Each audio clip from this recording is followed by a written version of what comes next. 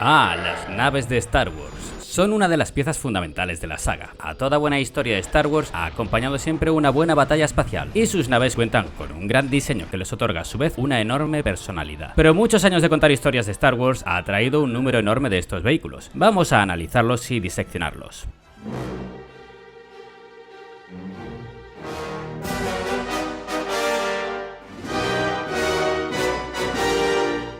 Las naves capitales del Imperio son, por supuesto, uno de los símbolos más característicos del mismo. Cuando ves un destructor estelar imperial, reconoces al instante a qué facción pertenece y qué más te vale correr. Pero primero, aclaremos que es una nave capital. Se trata de naves militares de más de 100 metros de longitud, generalmente armadas hasta los dientes y protegidas por los mejores escudos, siendo la gran mayoría de ellas capaces de transportar vehículos más pequeños. Aclarado todo esto, veamos cuáles son las naves capitales más importantes del Imperio Galáctico, ordenadas de menor tamaño a mayor.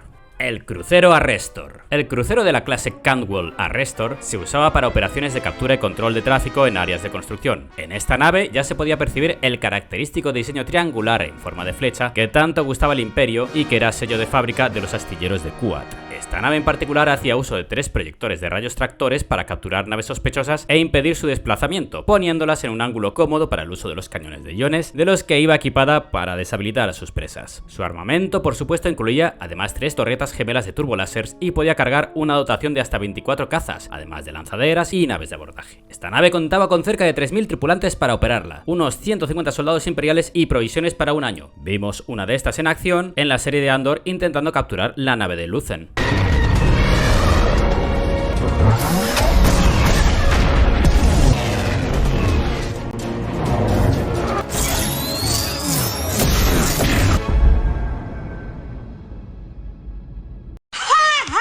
El crucero Arquitens. El crucero de mando Arquitens, también conocido generalmente como crucero ligero imperial, era la navaja suiza de la flota del Imperio. Medía 230 metros y pese a su moderado tamaño iba bien armada con varias baterías turboláser, misiles de impacto y rayos de tracción. Iba equipada con hipermotores de la clase 2, los cuales se cuentan entre los más veloces, teniendo en cuenta que la clasificación de un hipermotor empieza a contarse desde el 0, siendo este el más rápido. Es decir, que podía atravesar la galaxia a grandes velocidades. Por supuesto, como toda nave militar, iba bien equipada con escudos deflectores y podía portar una pequeña dotación de 3 cazas, 2 bombarderos o una lanzadera. Realizaba funciones mayormente de patrulla, como de apoyo a otras naves. Esta nave era una evolución de su predecesora republicana, el crucero Jedi. Hemos visto estas naves más prominentemente enfrentándose a los espectros, y la nave insignia del Moff Gideon era una variante de esta, como vimos en el Mandaloriano. El portanaves Quasar Fire. Estas peculiares naves se salían del diseño estándar de los astilleros Kuat, pues era obra de la corporación Sorosub, aunque respetaba el diseño triangular del resto de la Marina Imperial. Estos vehículos servían como portadores de cazas, así como de base móvil de operaciones. A diferencia de los famosos destructores estelares, el puente de mando se encontraba en la proa, con sus hangares dispuestos contra la frontal, con capacidad para alojar cómodamente a 48 cazas. Estas naves se desplegaban sobre todo sobre órbitas de planetas en ocupación, para poder desplegar las fuerzas de cazas con facilidad e independencia de otras naves capitales. Una de estas naves tuvo un rol importante en la serie de Rebels, donde los espectros consiguieron secuestrar una de estas naves que estaba hostigando al mundo Twi'lek de Ryloth, para convertirla en la nave estandarte de la célula rebelde Fénix.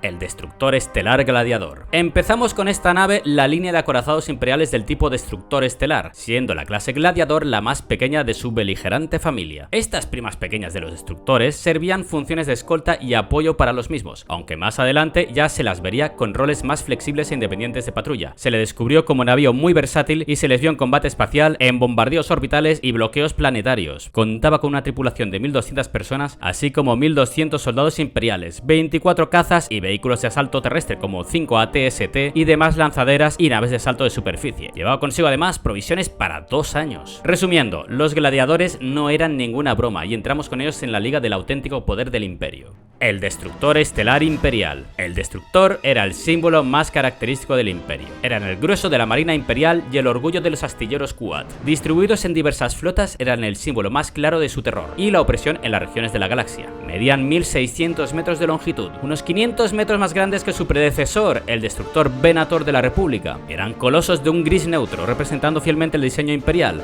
Las secciones que definen claramente a un destructor estelar y con las que nos vamos a recrear un poquito son el puente es esa torre situada según la perspectiva en la parte superior del casco. Desde ahí se comandaba a estas naves. El puente estaba coronado por dos generadores de escudos deflectores que protegían el casco con barreras de energía del daño de las armas de otras naves y demás antenas y artilugios de comunicaciones. Debajo del puente nos encontramos con las estancias de los oficiales. Ahí vivían en sus camarotes y aposentos personales. Descendiendo por el cuello del destructor nos encontramos varios pisos o escalones, por llamarlos de alguna manera, donde encontrábamos los barracones de la tripulación, de los artilleros, salas, bloques de detención, etc. Estos vehículos eran tripulados por una dotación de 37.000 personas, a los que había que sumar unos 10.000 soldados de asalto imperiales. Vamos, que cerca de 50.000 personas, sin contar droides, por supuesto, de los que solía haber sobre todo droides MSE-6 que servían como mensajeros y asistentes y droides astromecánicos. Además, portaban provisiones para al menos 2 años. El destructor estelar imperial contaba con un armamento apabullante. 60 baterías de turbolásers, 8 turbolásers pesados capaces de destrozar el casco más grueso y escudos más potentes, 60 cañones de iones capaces de incapacitar naves y tecnología enemiga y 10 proyectores de rayos tractores para capturar a sus presas. En la base del destructor encontramos el hangar y el generador del deflector navegacional que operaba en conjunto con los generadores del puente. Estos escudos eran lo bastante potentes para amortiguar incluso colisiones de naves más pequeñas sin siquiera arañarle el casco. Pero hablemos de la armada que alberga un destructor estelar: 72 cazas TIE, 8 lanzaderas, 20 caminantes AT-AT, 30 AT-ST y 15 transportes de tropas. Estos monstruos servían no solo como cabeza de lanza y patrulla, sino que además servían para desplegar las fuerzas mencionadas sobre mundos que iban a experimentar en sus carnes el significado de la doctrina imperial. De hecho, se sabe con dolor que una pequeña flota de estas bestias podían arrasar la superficie de un planeta con un calculado bombardeo. Pero ¿cómo se impulsa un destructor? Que no te lleven a engaño con su tamaño. Llevan 7 motores de iones, usaban un hipermotor de clase 2, que como he dicho al hablar del Architens, eran de los más veloces, por lo que una flota de destructores podía viajar por el hiperespacio a grandísimas velocidades. Los destructores son el heredero directo del Venator y fueron desplegados durante el inicio del nuevo orden del emperador Palpatine en las regiones que escapaban a la ley y fuerza de la antigua república. Estas regiones fueron aplastadas y subyugadas por las nuevas flotas, dando a los destructores la infame reputación del terror espacial que suponían para los mundos disidentes y piratas, mientras que eran una visión tranquilizadora para los que temían el caos y la inestabilidad, es decir, los que eran amantes del nuevo orden y seguridad imperial.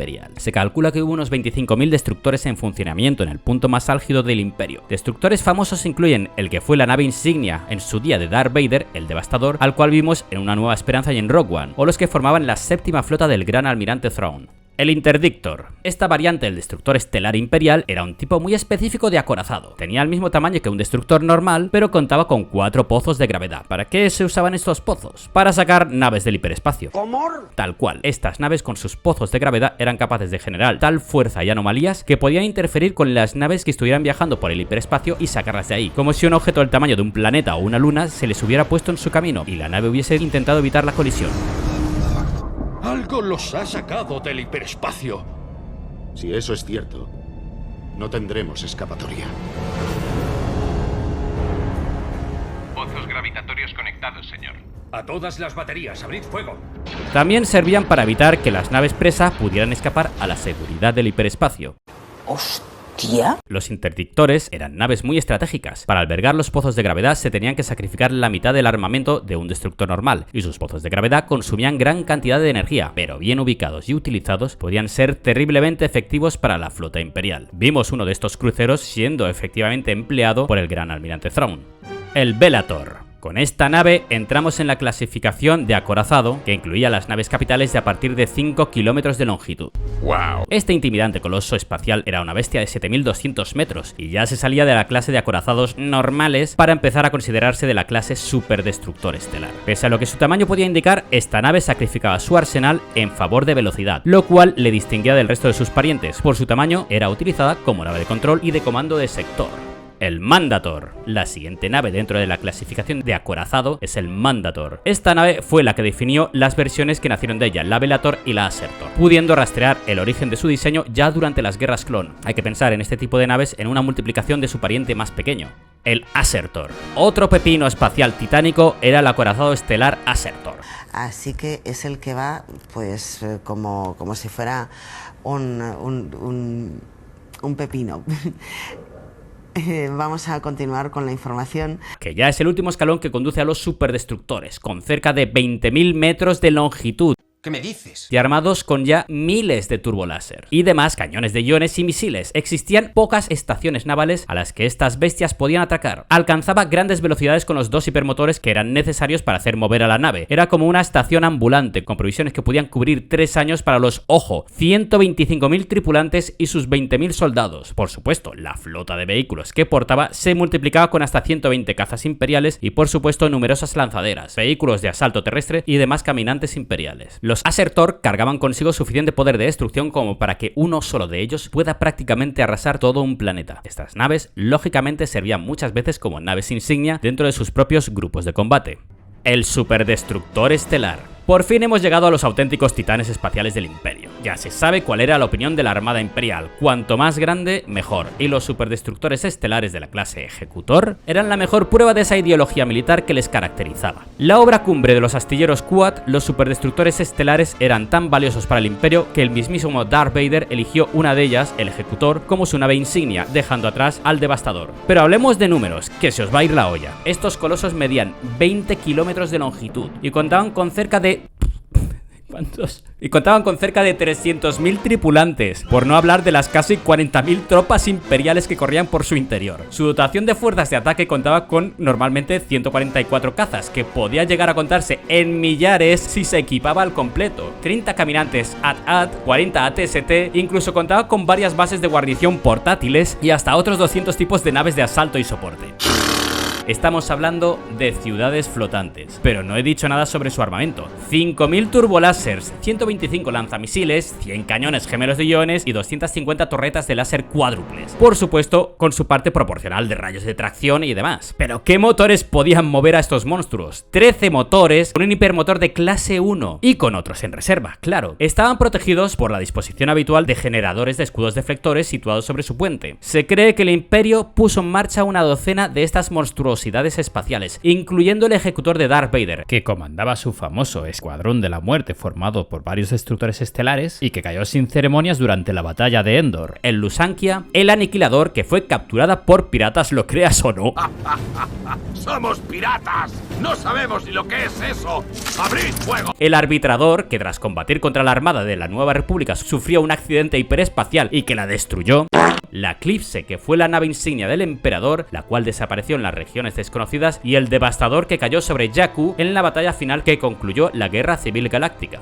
Bueno, este es el repaso sobre las bestias pardas de la flota imperial. ¿Te ha gustado? Dale al like o compártelo si es así. ¿Me he dejado alguna nave? Dímelo en los comentarios y ya sabes, si quieres seguir apoyando a Expediente Gonk, suscríbete y dale a la campanita para enterarte de nuevos vídeos y posts. Y no olvides seguirme también en TikTok, Instagram, Twitter, Facebook, Tumblr, estoy en todas partes. Adiós.